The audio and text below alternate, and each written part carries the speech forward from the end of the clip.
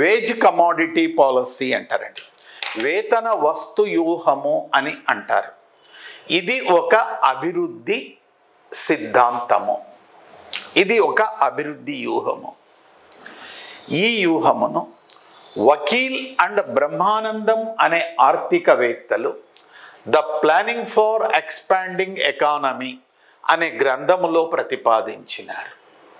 వకీల్ బ్రహ్మానందం అనే ఆర్థికవేత్తలు ఏం చెప్తారంటే, అభివృద్ధి చెందుతున్నటువంటి దేశాలలో శ్రామికుల యొక్క వేతనాలు కనీస జీవన స్థాయి కంటే తక్కువగా ఉంటాయి.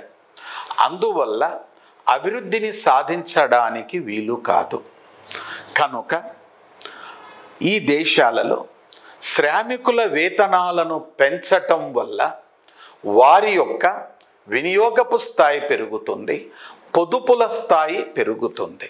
వినియోగపు స్థాయి పెరగటము వల్ల పెద్ద ఎత్తున వినియోగపు వస్తువులను డిమాండ్ చేస్తారు. వినియోగపు వస్తువులను డిమాండ్ చేయటం వల్ల పెద్ద ఎత్తున క్రమేపీ సూక్ష్మ, చిన్న, మధ్య తరహా పరిశ్రమల స్థాపన అధికమై ఆర్థికాభివృద్ధిని సాధించడానికి దోహదపడుతుంది.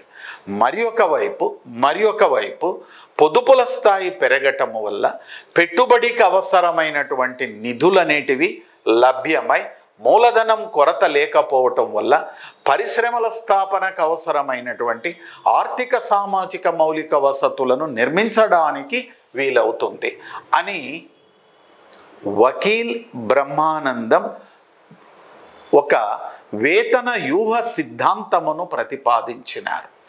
ఇక్కడ మీకు క్వశ్చన్ అడగడానికి ఆస్కారం. వస్తు వేతన వ్యూహమును ఎవరు ప్రతిపాదించినారు? వకీల్ బ్రహ్మానందం. వకీల్ బ్రహ్మానందం రచించిన గ్రంథమేది?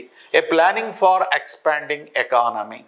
వకీల్ బ్రహ్మానందం ఏ వ్యూహమును ప్రతిపాదించినారు? వేతన వస్తు వ్యూహమును ప్రతిపాదించినారు.